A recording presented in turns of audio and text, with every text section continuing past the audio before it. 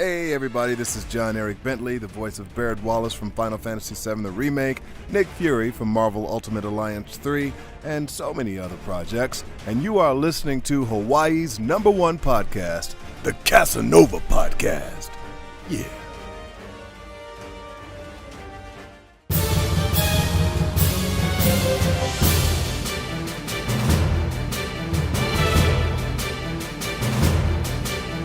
All right. Hello, everyone. This is Mikhail Kasanova, host of the Kasanova Podcast, the #1 podcast in Hawaii. And we're joined today by the one, the only, the phenomenal Professor Noctis. How you doing, man? Hey, what's up? Thanks for having me. It's a blast. It's an honor having you on the show, man. You have a lot of fans out here in Hawaii. Just wanted to let you know. Oh, wow. Yeah. Well, Aloha, right? Is that accurate? Yeah. So, yeah, man, it's great having you on the show. And, if you don't mind, giving a little rundown of, who you are and what you've been doing. For the very few people who don't know, very few. But, floor is yours. The show is yours. Go ahead. Sure. So, hey, everybody. I'm Professor Noctis. I am a teacher at the University of Alabama, where I teach a number of different things, but particularly I do a lot of religious studies, religion, philosophy, psychology, some literature, teach a Western classics class, do a lot with freshmen and student life, and I do all of it through video games. My doctoral work was in researching the effects and impacts of using video games to teach things that are not video games, so like classic literature, religion, history, all that kind of stuff. The dissertation focused primarily on sacral kingship narratives, meaning holy religious kings of ancient Near Eastern cultures, and teaching that through Final Fantasy XV. So that was my dissertation. And I guess it didn't suck because they passed me and I got the name doctor and professor and all that kind of stuff as a result of that. And so that's what I teach. In fact, I just finished teaching that class literally about 45 minutes ago. It was the last thing I did before I hopped on this podcast. So it's fresh on my mind. So, and that's it. But that's what I do during the days. But then I also make content. The long and short of it was, we can probably get into this a little bit later, but I do content for my classes on YouTube and on Twitch, and that's kind of their homework. And it's a blast. We have fun. And then there's been this whole community that's kind of cropped up as a result of that. So here we are. Awesome, man. So, okay, I got to ask, how do you manage your time between, work, content, social media, personal life, gaming? How do you do that? You see, there's these things called whispers and timelines. If you're a fan of Final Fantasy VII, so there's multiple versions of me. No, so man, that's the #1 question that I'm asked as a content creator, as a teacher, as just a guy, I guess. And the thing that I always say is I try to be super intentional about my calendar. So when I was a little kid, this is so crazy. My dad is former military. And so when I was growing up, he would wake me up and Which branch? Say what? Which branch? Marines. So okay, cool. Yeah. So that's so anyway, he would always, wake me up, and I would be a typical middle school, high school guy, and just not wake up, and then he'd come back in, and he would always say the same thing. He would say, "Wade, that's my real name, Wade. Wake up like you meant to." And that phrase has just stuck with me. And so it's like when I get up in the morning and whatever I do throughout the day, I want to do it like I'm doing it on purpose. Like I don't want life to happen to me accidentally, but I want to be really intentional about it. And so that's carried over into every part of my life. So, you look at my calendar. I thought I had one right here. It's in the other room, but it's segmented out, man. It's like I kind of go off of 45 to 90 minute blocks with a 10-minute turnaround in between. It's like I'm going, and my meetings, I'm like, you know what, we're gonna have to pause this and pick up next time. And so I try to be really disciplined in that. So Awesome. That's a serious answer, I guess, but that's it.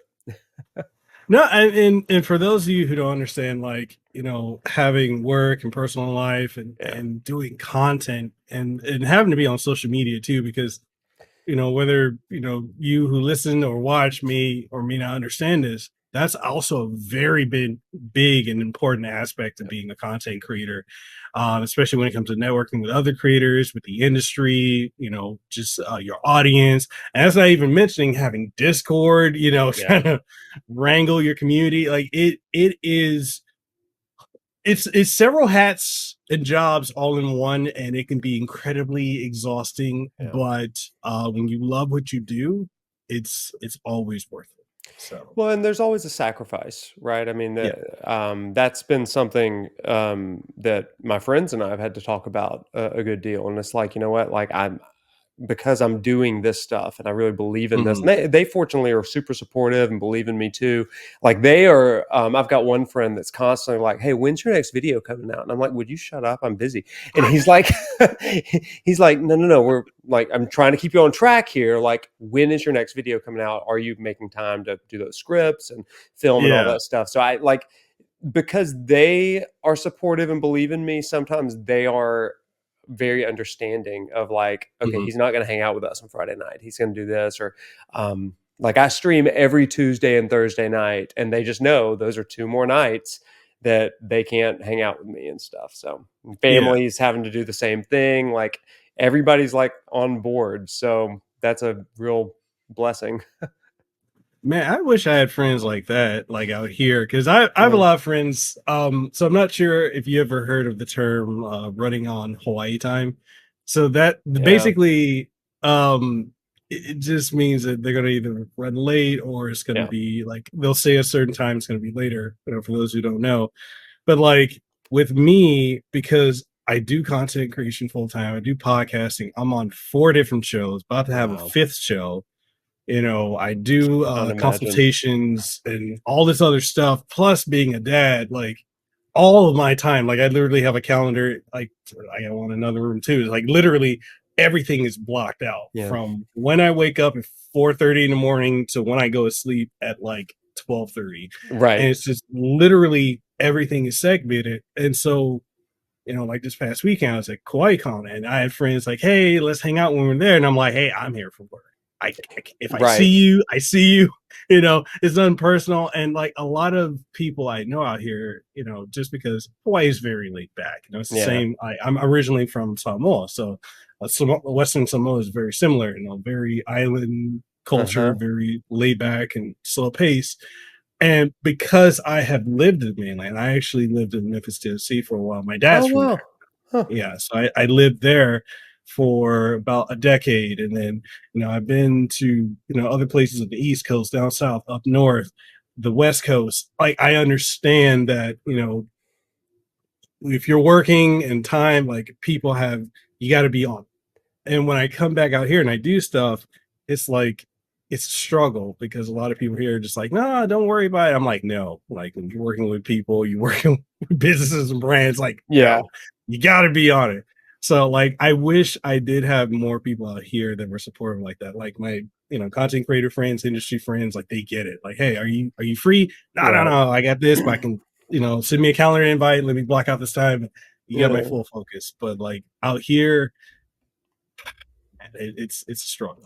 Well, you know, So, it's so interesting that you kind of bring that up because there is nothing quite like doing what we try to do, making no. content like this. The hours, the work behind the camera, right? The not Yeah. On camera is one thing, on mic is one thing, but it's the editing, it's the brainstorming, it's the getting inspiration, Yes. trying to find all of that and getting in just the right mode. And if you're doing gaming sort of stuff, it's playing the games. And it's like, Yeah. so like I'm currently playing Final Fantasy VII Rebirth right now. And it's like, I have to balance my personal enjoyment of that game with like, okay, Yes. how am I also moving at a clip that I can actually produce some things for this? So that's been a Yeah. huge struggle with me because the game released and then midterms hit for my classes, and then Ooh. spring break hit. And then the week after that, because I work in religious life as well, Holy Week hit. And so Yeah. 3 weeks right in a row, and I'm taking the slowest trip through Final Fantasy VII Rebirth that's ever been. But fortunately, like I said, having those people, I early on, because I'd never intended on being a content creator. In fact, it's hilarious that, I mean, even you would want to sit with me and talk to me about this sort of thing, because that was never in the plans. But early on, after, I guess a few months of streaming and putting out my first YouTube video, I remember it did pretty well. And friends came to me and said, "Hey, you could do this. Like we are actually kind of having an intervention with you, saying you should do this a little bit more than you currently do." And I was like, that's nonsense. I'm too old for that. And they're like, "No, like you've got something here. Stick with it." And so their support has launched me into this, and family, friends, it's been wild. Yeah. It's definitely like, so I'm 35. I'll be 36 this year. And being on the platform of YouTube and formerly Twitch, I think I kind of gave that up because I'm like, with kids, I can't dedicate that time, because a lot of people don't understand, like with Twitch, I mean YouTube as well, but Twitch more so, you have to be consistent with streaming, like even if it's like 1 day or 2 day a week. And I can't, because like I said, when teenagers run around, toddlers run around, I can't do it. But being on these platforms, especially being older, there are times where I feel like I don't quite understand a lot of the stuff, because younger generation, they're on it like crazy. And I'm like, certain things I'm just like, wait, I'm only now getting it, or I'm trying to figure it out. And the turnout rate, which I would say within the last 5 to 6 years has been very different on platforms, where it's like the way people are consuming content is just rapid, especially with shorts and reels and all of that.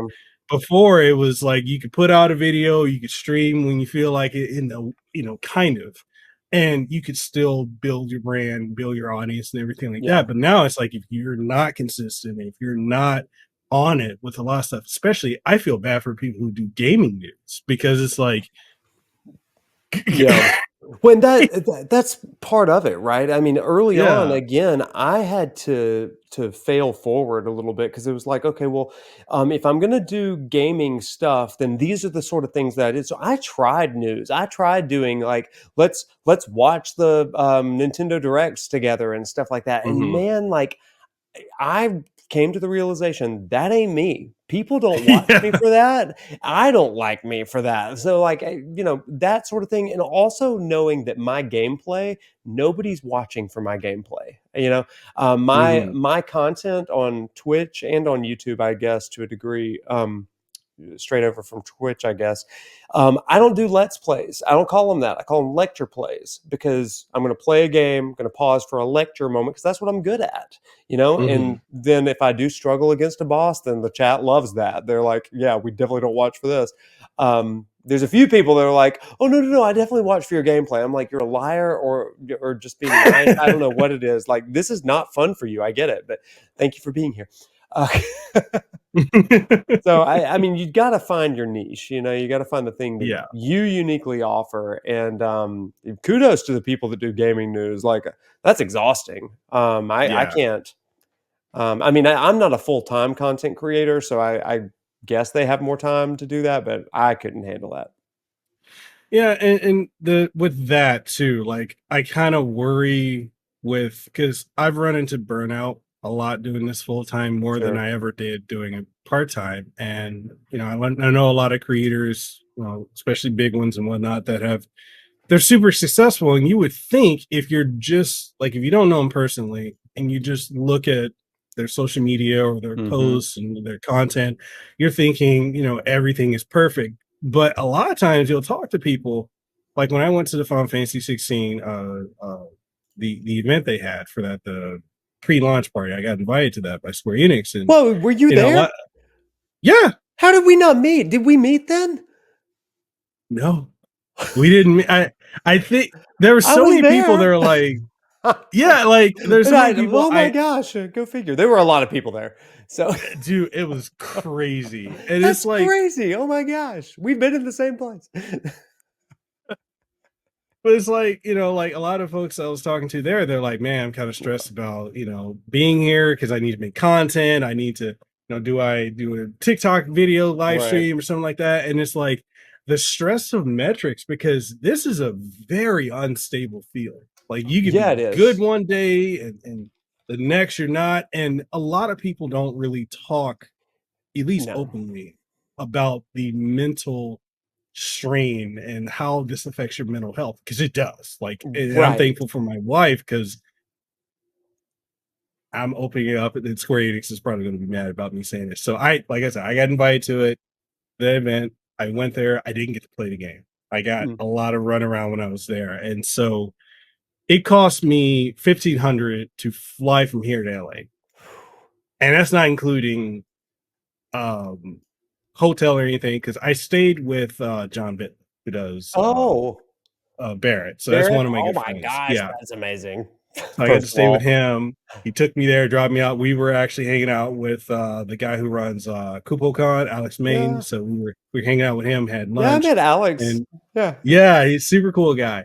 And Yeah. so like got dropped off there. I was hanging out, and I'm just like, okay, cool. I get to play the game. I get to meet a lot of industry folks that I've known, and content creators I've Yeah. known, but I've never got to meet. Okay, cool. Let me go try the game so I can, give something to my audience and Yeah. people out here. Because nobody from Hawaii has ever been invited to anything from Square Oh Enix, which wow, is yeah. crazy. So I'm one of the first Hawaiians to do it, Wow. and I'm here, and I can't play the game. Like every time I went up, I was told not to, and that started getting to me, because I'm like, I feel so guilty. Yeah. $1,500 it could have went to my kids, my wife, whatever. Yeah. And I can't make content on it. And then so I did file a complaint to Square-Enix. I said, hey, there's any Mm. grievances. I went here. I have nothing to show for it, blah, blah, blah. I couldn't make content, da, da, da, da. And then they're like, okay, cool. Here's a code. We're going to send it to you. Here's Mm. the jacket and everything like that. Cool. After that, until Rebirth, I never got to work with them again. Hmm. Never. Everything I applied for, anytime I reached out, was denied constantly. And I had been working with Square-Enix for 6 years, covering Oh wow. every single title that they put out. So like that block of time where I'm like, okay, so if I didn't complain or make a grievance, would I have gotten a chance to keep making content? Because my audience is very Square-Enix heavy. Sure. So like that mentally got to me. I got super depressed. One, I'm feeling guilty because it's money spent that couldn't recoup. Then it's like, is my relationship with them in jeopardy? This is really bothering me. So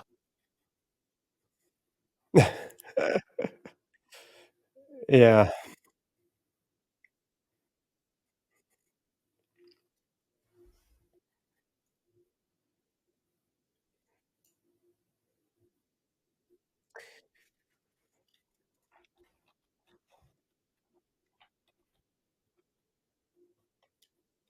Yeah. yeah.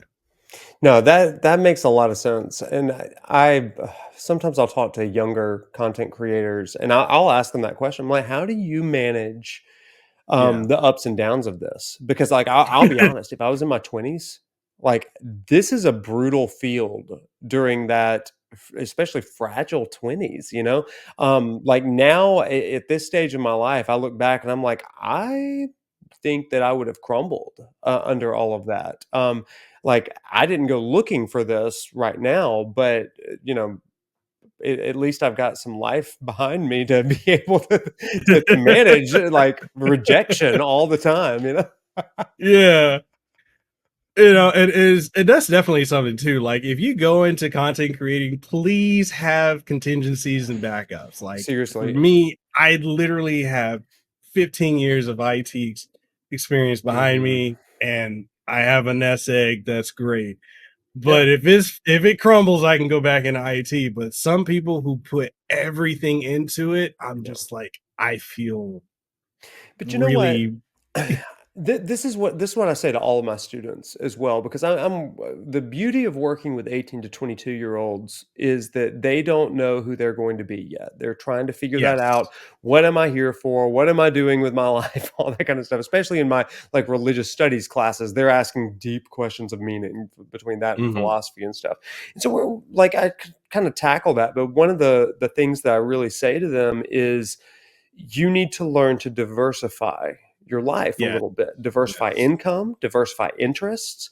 And ultimately, that does make you more marketable, but also like it's a rainy day sort of safeguard, Yeah. major and minor in things that are different, things that Yeah.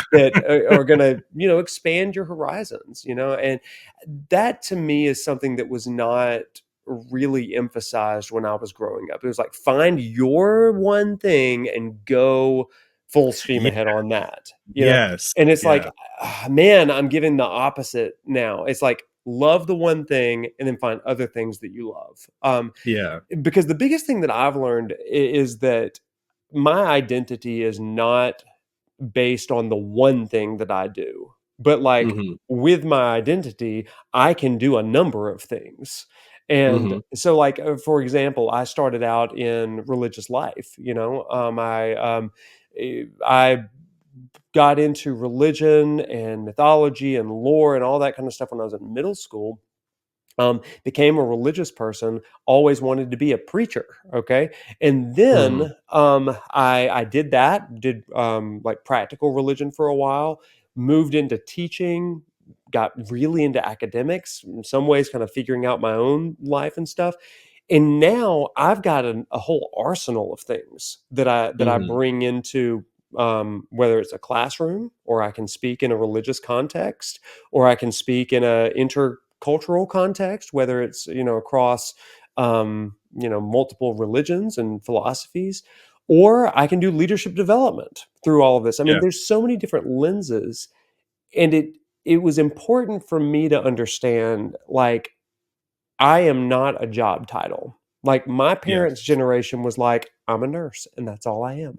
And for me, it's like, no, I'm Wade. And some days I'm a professor, and some days I'm a speaker, and and to me that's like one of the coolest things in the world. And I think content creation is a lot like that because Yes. every video you're taking on a new perspective, a new lens, and it opens up new opportunities, which I think is Yeah. cool. So Yeah. Definitely. One other thing I want to touch on before we dive into more meats yeah, and who potatoes who knew is this was going to be a content creator just like jam session, right? Like, right. what's it like? How fun! So the editing process, because a Oh man, lot of people have no idea how much like even a little clip could be hours of yeah, editing to make it like be perfect. I have no idea. Yeah, How is the editing process for you? Do you love it? Are there days where you're just like, I'm just not feeling it? Like, yeah. what is your takeaways?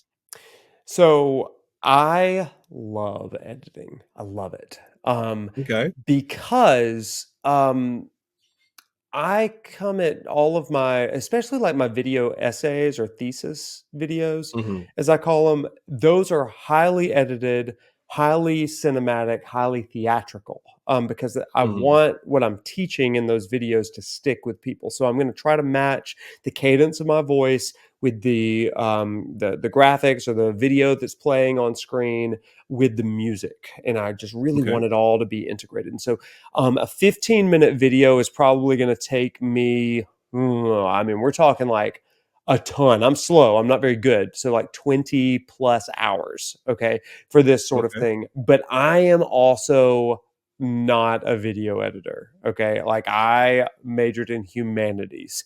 And so I've had to pick up Adobe Premiere Pro um, Hmm.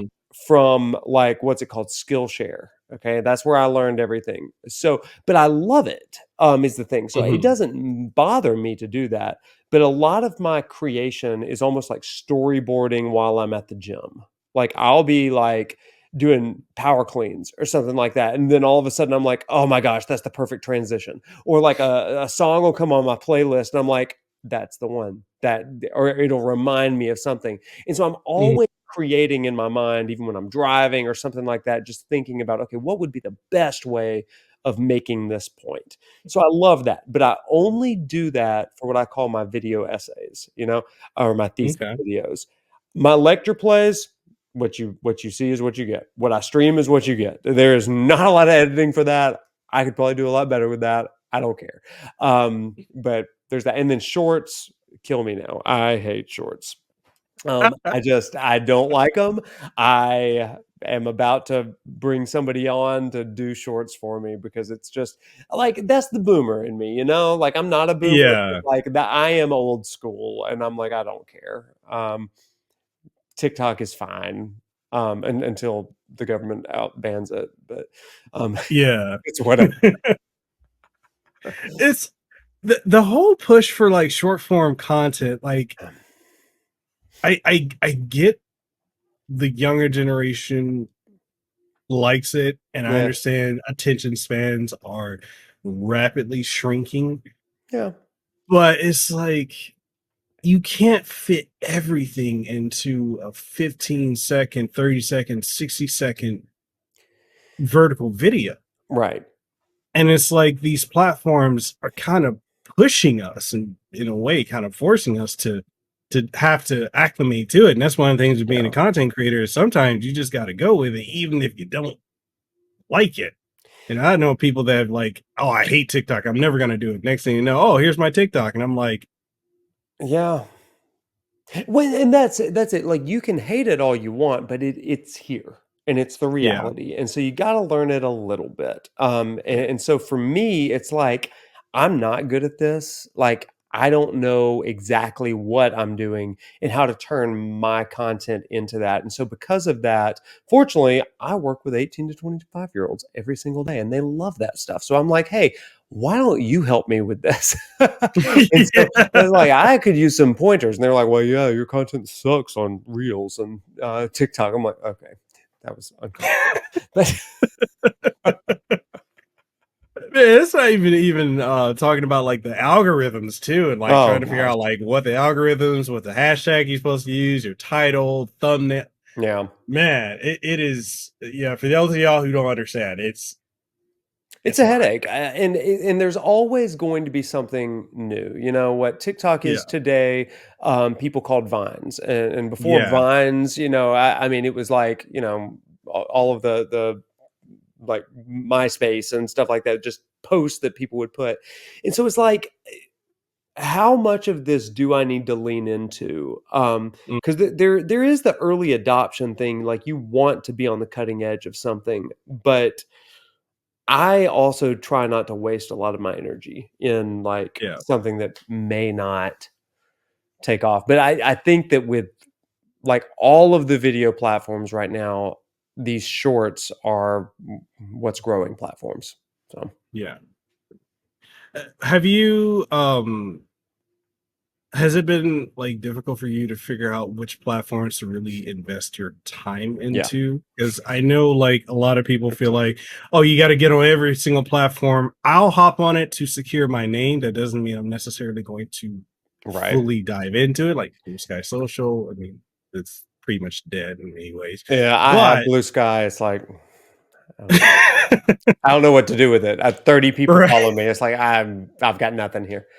So for me, like I'm on the main ones. Twitter is my bread and butter. I don't even try with Facebook, mainly because I know that's not my clientele. Like 18 to 25-year-olds who are like my core demographic in college, they're not on Facebook. Like they just don't do it. If I start doing things that are more parent focused or like people my generation, but again, like I've got some colleagues and some friends that do a lot of retro games. They would be like dead in the water if they didn't do Facebook. Okay. Because like that's where the people are, so, but for me, like, nah, that's not it. There may be a few. So for me, Twitter is the main social media. Instagram, I get zero traction there. It's like I can't Facebook figure with it pictures. I can't. Unless you're a cosplayer and like have very, very good picture video content, Yeah. like cosplayers do. Like, I just don't get it. And like thirst traps and stuff. I'm like, it's not what I'm here for. Yeah. So, and that's fine, but it's not my content. And so Yeah. trying to figure out those things. So I settled on Twitter and Twitch. And then I reluctantly went to YouTube. It was at the 16 event. I had never made a YouTube video before. Mhm. At the 16 event. So I mean, we're talking June of last year. Yeah. And I'm sitting with a bunch of other creators, and they're asking me what I do. I was like, well, sometimes I stream on Twitch, and like, who really knows what I do? I teach. I'm a teacher, and they said, well, you're putting a lot of effort in these streams. You need to put this stuff on YouTube. And I was like, well, why would I do that? Because like gamers are on Twitch. And they're like, well, because YouTube holds on to it and you can just watch it like later on and you'll be surprised at Yeah. how videos work. And I was like, okay, well, so I put one video out as my what is Final Fantasy video. Okay. And it's the video that I adapted from an actual lecture that I give in my class, because like I get Mhm. sorority girls in there and they've never played a video game. And they're like, why are we playing Final Fantasy 15? What is a Final Fantasy? And so I have to have a lecture specifically for what is that. So the lecture is about 15 minutes. And that was my first video and it soared. And I was like, oh, this is why we go on YouTube. Got it. So, because I Okay. never got that on Twitch, never got those numbers, but I'd also never made a curated video like that. And so to me, those three platforms, Twitter to Twitch to YouTube, those are where I live. Okay. Everything else I really don't spend a lot of time on.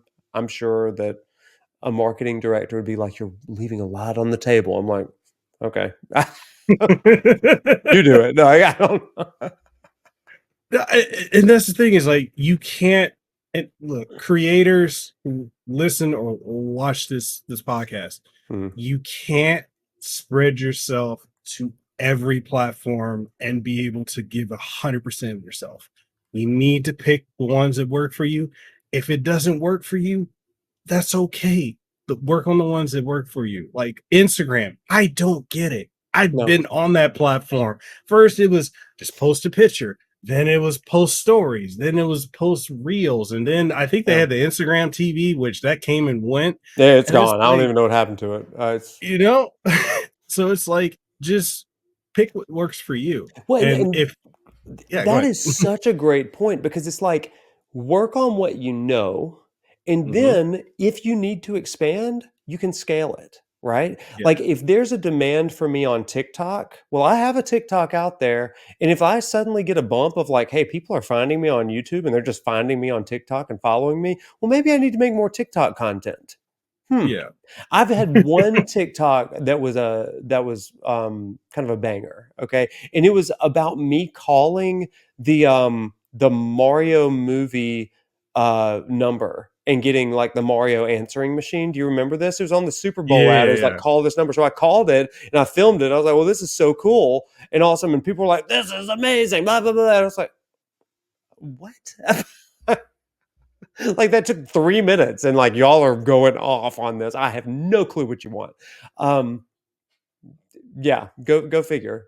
So all that to say, like, stick to what you know until the demand is great enough to migrate to a different platform too.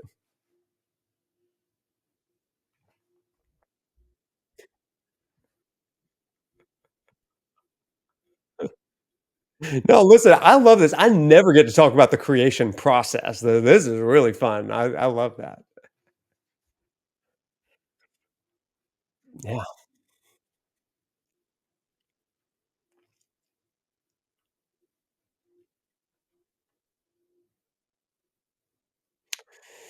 So, it has been it's been bonkers. So, like, again, I was not on anybody's radar or anything Mhm. for any of this. Again, I'm a teacher.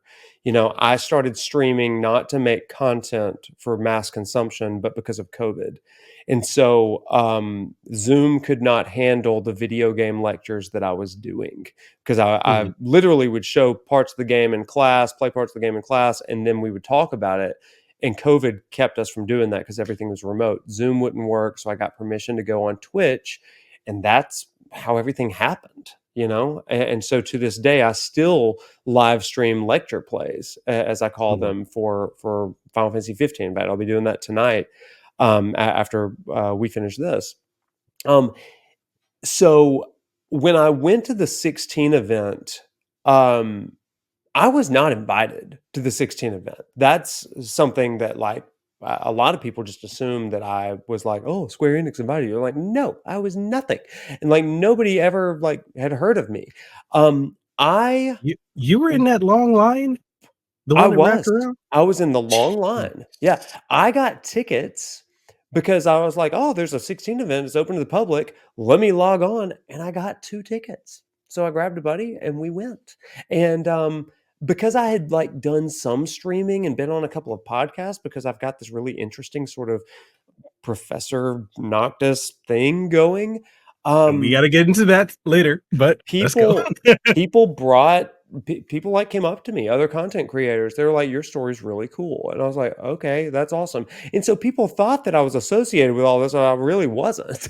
Okay.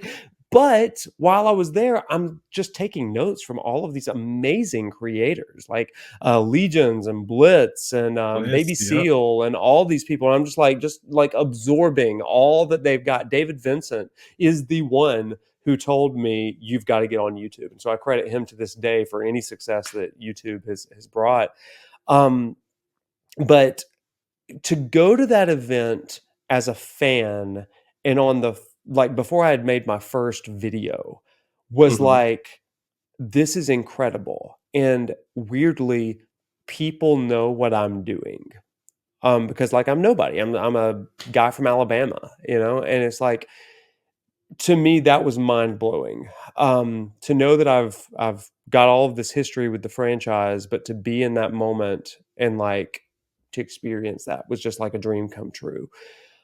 So then I start making content more regularly, and I mean, the shock of my life was when I'm basically asked for my address, and they send me a content creator kit for Rebirth. And I was like, what is happening right now? And so I literally reached out to the influencer relations people. I was like, I don't know if you did this or if somebody else did this, but I just want to thank you. And their response was so kind. And they were just like, we want to thank you for like your passion, but also like just the way you incorporate students. Like, and what I found was like, I don't think anything of the things that I do, but like other people really tend to think that it's a lot cooler than I think my students think it is.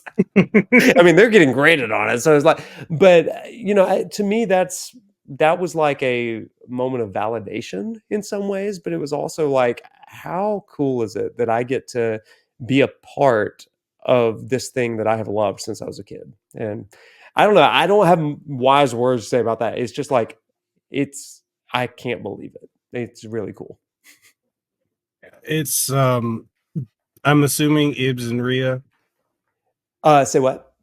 I'm assuming it was Ibs and Rhea from the PR influencer. No, it was Amanda. So Amanda. Oh, okay. Amanda and Chad. Yeah. So. Oh yeah, Chad's awesome. Yeah. Yeah, I think that they may be a little newer in their areas, but yeah. No, and honestly, like when that happens, it's such a surreal thing, and I'm happy to get to hear that journey, that experience for you, because it literally, it's really about perspective, and a lot of us can honestly be in our own head, and we just think, hey, this is what it is. Like I'm just doing this, especially wherever you are. Like me, I'm here in Hawaii. I don't really have an audience out here. I was making content for years, thinking, okay, no one really cares, until like people around the world like, yo, I love what you're doing. And it's just like, it's wild. It's wild. I remember the first time, occasionally some of us in research, we will ego look up our dissertations to see if it's used in research. I mean, just Yeah. secrets of academics. So I looked up, and like I'm apparently really big in Poland. I don't know why, but like they cite my research like crazy over there, and it's like, huh, what are y'all doing over in Poland? Why am I big over there? I have no idea. But like that was a weird moment. Even before my first video or anything like that, just my research was used. And so to know that I've got people in my community and in my chat that are from the Philippines and from big in the Philippines right now. I don't know why. But parts of of Europe, Middle East, and just places that's like, are you kidding me? And then, the people in the South of Alabama. So love them too. No, it's truly an amazing feeling, and man, you're gonna skyrocket. Like you're on that trajectory. Oh Like man. David, I think I ran into him. I've never had a conversation with him. Love Yeah. his content. Saw him. I was like, dude, you're tall, you're jacked. Yeah, Just he's like, freaking jacked. yes. Yeah. Like big fan of his content, but Yeah. to get that type of praise from him, you're on the right course. It was I'm always floored. I tell people all the time, I'm like, I have no clue why you watch anything that I do. It will never be lost on me that anybody watches anything that I do, because I am just a guy that loves video games, Final Fantasy, and teaching. Yeah. So I guess the deeper meat and potatoes, I guess, the savory parts of it. The name Professor Noctis, how you came up with it, and also how you got into Final Fantasy. Let's actually start with how you got into Final Fantasy, then we'll go to your name. And we, I being respectful of your time, I know we'll close out after that. No, you're great. So how I got into Final Fantasy. My dad brought home a Nintendo Entertainment System when I was 5 years old. Introduced me to Mario. Mario was my first love, and I played the crap out of Mario 1. My parents bought me Mario 2. Zelda 2. I played Zelda 1 with my grandma at her house, but that one didn't hit for me until later. But Mario 3, did all the Marios. But I remember when I got the I did rent from like Movie Gallery or Video Express, Blockbuster, whatever, Final Fantasy 1. But I was a little young. I think I was about 6 years old. And I got to one part like very early on. I didn't really understand talking to people and stuff like that. And then somehow I got into this number game. Do you remember the number puzzle game? It's not even in the main story, but like somehow I got onto that menu and I was like, numbers, I hate math. And so like, we're done. And so I gave up on Final Fantasy forever until Super Nintendo came out. And again, Dad took me and my brother, as he did on Fridays, to the video store. And we found Final Fantasy II, Japanese 4. And Dad and I played through that game, and sat in his lap, and he would help me through it. He helped sound out words that I didn't understand, like Leviathan and Behemoth. But during that, he would also tell me stories about where these monsters came from. And so I credit so much of what I do today with my dad. So that was back in 1992. Playing through Final Fantasy IV, and that story of Cecil and Cain, and redemption and forgiveness and all of that stuff. I mean, it was the first time that I'd played a game with a story, and it changed the whole way that I thought about video games. And so that's how I did. I was hooked from then on. Went on to 6, of course, 7. Went back and played 1, 2, 3, and 5. But yeah, I've been hooked ever since. So awesome. Yeah, and that was such a different time back then, and it doesn't feel like it was that long ago. That's the thing. It's just so crazy. It's like I saw today. I think today is like the 30th anniversary of Final Fantasy VI, and I'm just like, has it been that? I remember renting that back in the day. And so I remember fan fiction in my 5th grade class about Final Fantasy VI characters, drawing them on the side of my notebook. Yep. It's Insane. cool. Like I credit a lot of my own personal development to Final Fantasy. Yeah. My first one was Final Fantasy 2, like Mm. Final Fantasy 4. So for me, a lot of people don't know this about me, which is crazy because I feel like I bring this up frequently. But English is not my first language. Actually, my first language is Samoan. And so Are you serious? You are very fluent. If like, I mean, I assume you've spoken English for a long time at this point. So I didn't learn it until I was like 6 or 7. So okay. like and on top of that, I'm dyslexic too. So like, I grew up playing the Marios, the Mega Mans, all that stuff. Castlevania, massive Castlevania fan. Mm. But like the day my mom brought home Final Fantasy 2, Hmm. and we were in Samoa, we were in my village, Mosula, and so my brothers and they tried playing it. They weren't into it. They were already fluent in English, Samoan, and Tongan. Yeah. For me, I only spoke Tongan, Samoan. I was slowly learning English, and so my mom was like, "Hey, I know you don't like reading, you don't like math and all this stuff, but here, play this." And so I hated it because I didn't want to read. I didn't understand. I Yeah. was struggling with it. And like my mom sat there and played it with me, start to finish, like over the course of weeks. And really, the characters of Final Mm. Fantasy, well, let's just say Final Fantasy 4, really stuck with me. Like you said, redemption, triumph, Yeah. identity issues, like morality, all that really clicked with me, Yeah. and it inspired my love for not only reading. I'm an avid reader now, but I have this imagination. So like if I read something, I can visualize it and my mind just creates the story. And Yeah. for those who now you're used to modern graphics and stuff, like you go back and that's pixel art, that's nothing. But when you're a kid, It's especially everything. back then, it is literally everything. And so like my love of reading, learning English, I attribute to Final Fantasy 4.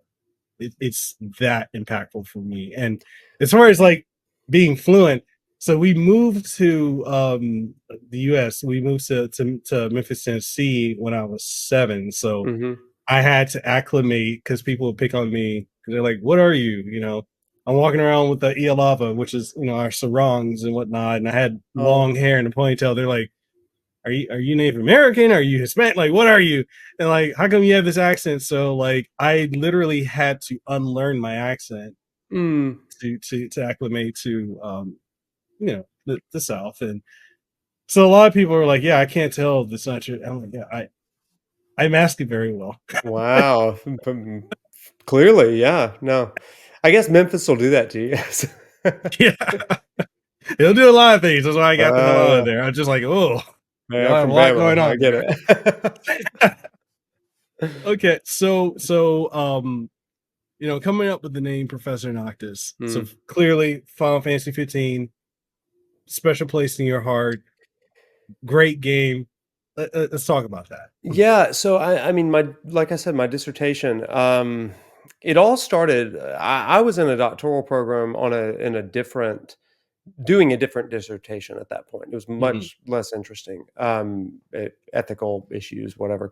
Um, and Final Fantasy 15 comes out, and I'm a day one guy for every Final Fantasy. I love them all, so I'm playing it, and because I've got at this point 2.5 degrees of religious Mhm. studies under my belt. Um, I get through the first few chapters. I'm like, there's some really interesting similarities here to some of the myths and religious stuff, especially in the Hebrew Bible, the Jewish texts, that they are clearly leaning on. So, like the story of King David, King Mhm. Saul, particularly things like that. And I get to chapter 13, which everybody hates except me on day one, because I play through it and I'm like, I put the controller down. And I was like, oh my God. And so literally, and so I ran to the other room, grabbed a Bible off my shelf and plop it down. And I just start reading. And then I press the X button, go through some dialogue, and I read a little bit more, pause it, and I've got a Bible in one hand, I've got a controller in the other, and I finished the game, and I was like, they ripped it off. They ripped off the Bible, and so like I think there's a possibility to teach this. So I started with a pilot group, and just 4 weeks, and I said, we're going to play through this game together, and I've got some added readings, and let's see what happens. So then I finished that. It was pretty good. And one of the administrators, one of my bosses over at the university, called me and said, hey, we're looking at some new courses. Do you have anything you might like to pitch? And I was like, well, I've got this weird thing going on with this video game. And they were like, we love it. And I was like, oh, amazing. So let's give it a shot. So I turned it into a 13-week course, meeting twice a week, just stretched it out. And I was like, well, let's see what happens. And so I'm playing through it with them, and it doesn't suck. I mean, they are in. Like, there's a sorority girl sobbing over her oatmeal one morning because she's watching chapter 9 with Luna. And she comes into class, she was like, you did this to me. Like, I'm not a gamer, but this is so powerful. I'm like, yeah, I know. Amazing. But what was incredible about the class was that they're experiencing the story of the game, and they're making the connections to the primary text, these religious history texts. And my research was, ultimately, the class was good. And so I decided to turn it into my dissertation. The question of, like, what's the impact and educational benefit of doing this? And long story short, when you're playing a video game versus watching a movie or reading a book, even, you are creating first-person memories so that it's not Mario that saves the princess, but you will say, I saved the princess. Every kid does this. And this is one of the ways that we know that it's processing in the brain differently. So my question was, can I take that first-person memory and conjure up information that they would not necessarily be immediately interested in, things like the Bible or history or something like that? And so the answer is yes, and it retains beautifully and has incredible impact. So I become the professor of religion and video games, basically, kind of colloquially. And one semester, one of my students who's taking the Final Fantasy 15 class, he doesn't remember my name, but he says, hey, Professor Noctis. And that's how the name came to be. And I was like, I like that. And so, like, I didn't make that name. I credit one of my students, and honestly, I don't even remember his name at this point, but which is funny. But him forgetting my name turned into all of this. So. Awesome, dude. That is a crazy. I love that. Isn't that wild? It is. People think that I have like this master plan, and I'm like, I don't. I have fallen into this every step of the way, and I just have to learn. Like, I struggle on Streamlabs, right, and OBS, and I'm like, I have no idea what I'm doing. They're like, how are you a streamer? I'm like, exactly. Thank you. Like, I don't know what I'm doing. Like, they call me Professor Novice sometimes. I'm like, that's it. Oh man, dude, I would love to see you do like a dissertation on Xenogears. Like, I get that all the time. yes. So here's what I'll tell you. It is on my list of doing a lecture play on. Like, I want to play through that game, and I want to decipher it. I've been thinking about that game since my freshman year of high school. Okay, like I just the religious themes that come out of it, the history, the war themes, all of it. I love it. So it's on my list. I'm never getting through Rebirth though, so every other game is canceled. So, dude, I'm right there with you. Like, okay, so when I got my code for Rebirth, and people were like, "Oh, you're gonna have it out soon," I'm like, "No, this game is huge." No. I just crossed like 65 hours. I just crossed 65 hours, and I'm still like, I just finished the Corel portion. Yeah. So like, I don't know how long this is going to take me. But I'm right there with you. I'm like 53 hours in, and I'm like, I'm just taking my time with it. I can't. Yes. All the reviews are out. All the and I don't want spoilers, so I mute a lot I've of muted Rebirth. everybody. I don't see Yeah, anyone. It's you know, Alabama basketball for me right now, on my Twitter, which is a good thing. So, yeah. It's like even with the stuff with Maximilian that came out, I'm just oh like, yeah, I've hidden it. I People are can't touch very on it. upset, is what I know, and I'm like, Yeah. I will get to you later. I will weigh in with the definitive opinion as soon as I'm done in 2026. So, But yeah, okay, so I'm gonna say this, also be respectful of your time because I know you gotta go soon. But if you ever come out here to Hawaii, I will introduce you to Hironobu Sakaguchi because he lives out here. He's let's go. actually in the neighborhood I live in. Oh my gosh, So how cool is that? yes, I run into him all the time at Oh Safeway in town. I my. won't say which one because I don't want people like flooding No, that one. fair, I'm fair, just like, fair. Yeah. but yeah, he's always there. I see him, I'm like, oh, Sakaguchi-san. He's like, oh, Mikao-san. I'm just like, Oh, that's so cool. That's name, so but cool. I okay, was in yeah, cool. Hawaii in 2021. It's the only time I've been to Hawaii. But just amazing time. I was on Kauai, and Yeah, that was kind of our home base for a while. For about a month, I guess I be- was there. So it was amazing. beautiful. It's Oh, I so loved beautiful. it. Loved it. I'm itching to go back, but I'll take you up on that. That's awesome. Cool, cool. So, actually, I got one final question for you before Yeah, we go. please. I've got some time, so you're fine. Did you have fun? Oh, here? Oh, absolutely. This is a Yeah. blast.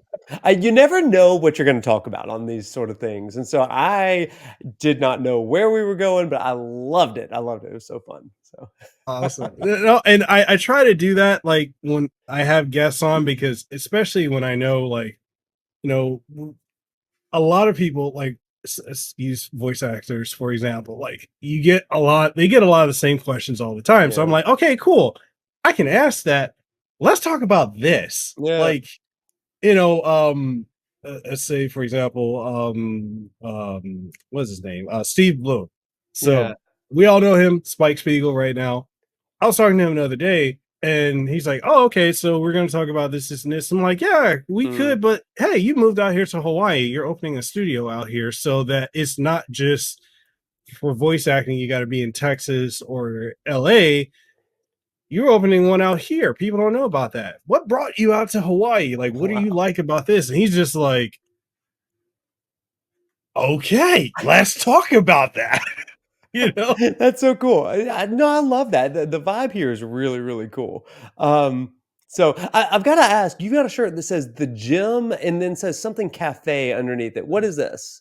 Gaming cafe. It Ga- used to be we used to have like well we still have some places out here to do like esports tournaments Yeah. and stuff for like WoW and League and Okay. fighting games and shooters. This was one that popped up, and it was most of the stuff, if you're on the Wahoo, is usually within Honolulu. There's really not anything on like the west side for like Kapolei or Wahiwa or anything like that, or up north or the east. It's usually just in town.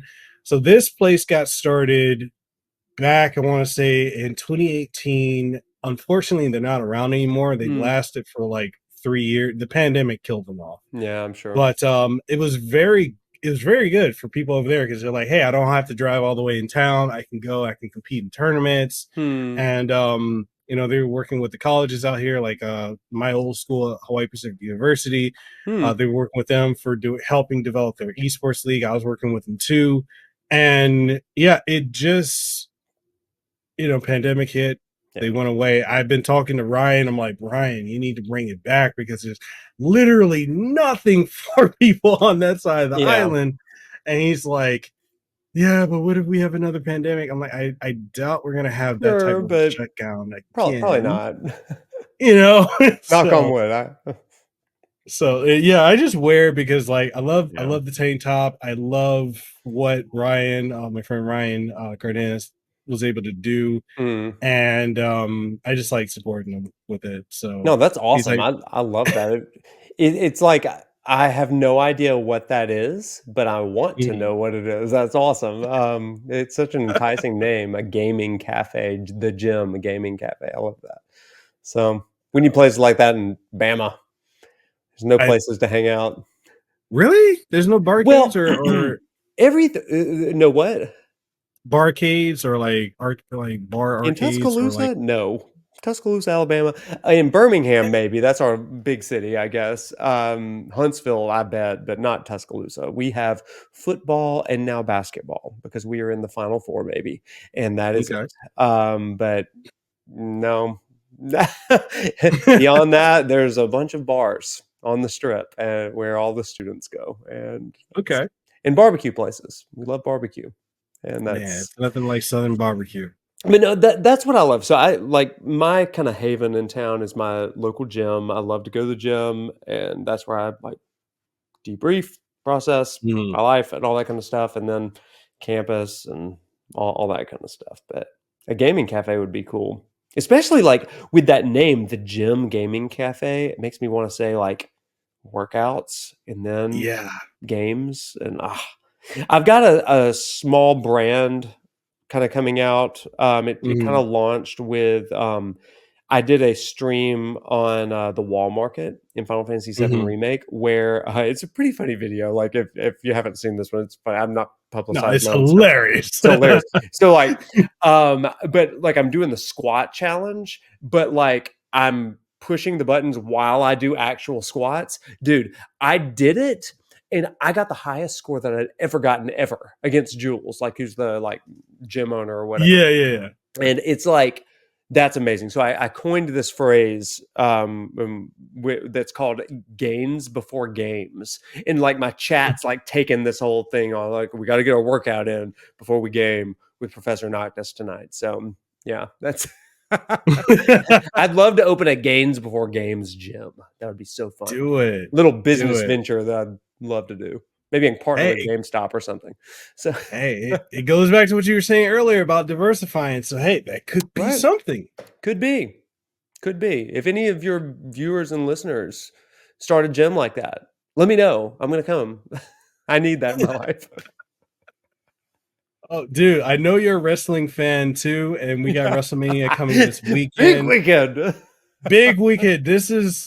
I don't think I've been this excited for WrestleMania in a while, and man. I have bias. I am part of the Onawai family. Okay. It's a big branch. There's a lot of people. A lot of people like, well, are you like pro Roman Rock here? Are you like team Roman Rock? I acknowledge the tribal chief. Oh! There it is. We the ones. We the ones. They're the We the dudes. ones. F his story. Oh my gosh. You know what? Like, I'm going to be honest with you. Like, there's something about Roman and The Rock and Paul freaking Yes. Heyman that I'm just like, I like them on top. I love it. Yes. Like, I want Cody's story, but maybe not yet. You know what I'm saying?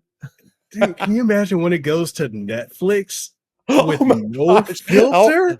I will freaking re-up my subscription to Netflix. That's the only thing that could get me back to Right? Netflix. It's not all the build a backyards and the documentaries, the serial killer documentaries. It's the WWE. That's going to bring me back to Netflix. Cost me $35 a month. Whatever. Oh God, they keep raising them every time. Like I literally just had to I changed their plan, and then I looked at it and I'm just like, they didn't even send out a notification that this went up about $5. It's just crazy. nonsense. Just nonsense. But you know You what? remember when it was like $7.99 back in the day? And now it's like, I remember. I remember those days, the good old days. But no, not anymore. It's over. It's crazy.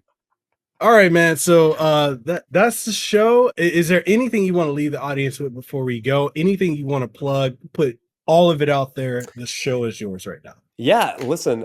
So like we've kind of said, I stream on Twitch on Tuesdays and Thursdays. I do lecture plays. It's not your typical Let's Play. It is you're going to learn something. You're going to be entertained. We're going to have a great time, and you're going to experience the game with a really cool community. That's Tuesdays, Thursdays on Twitch.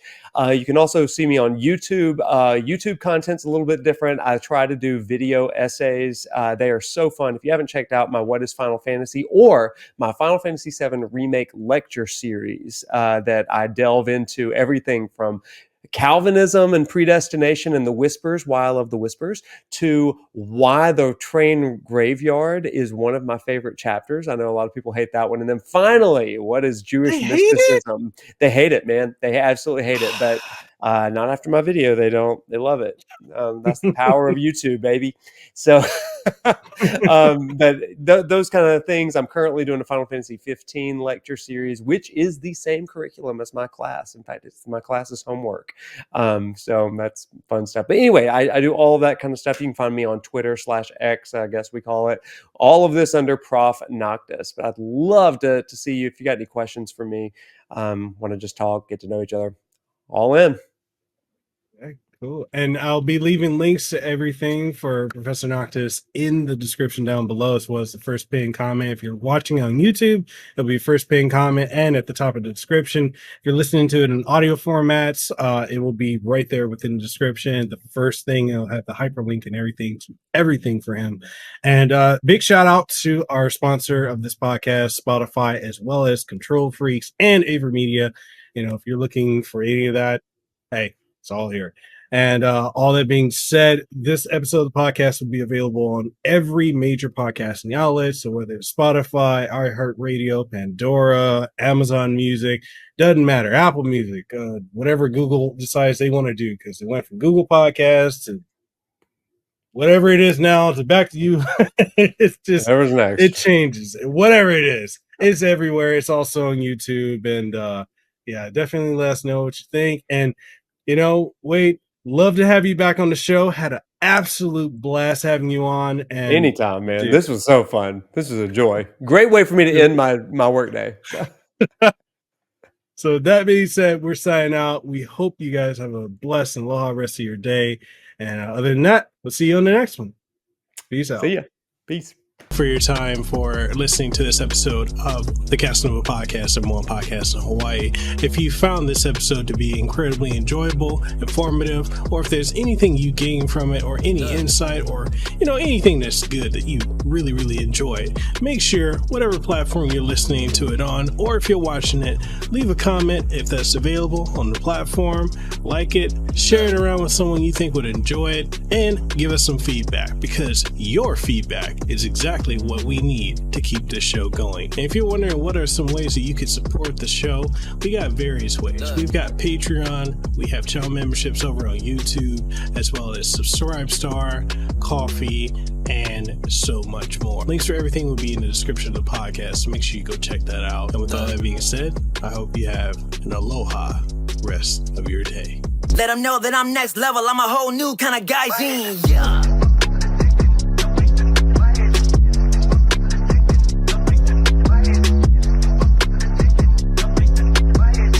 Yes, at the top spot, in case you forgot.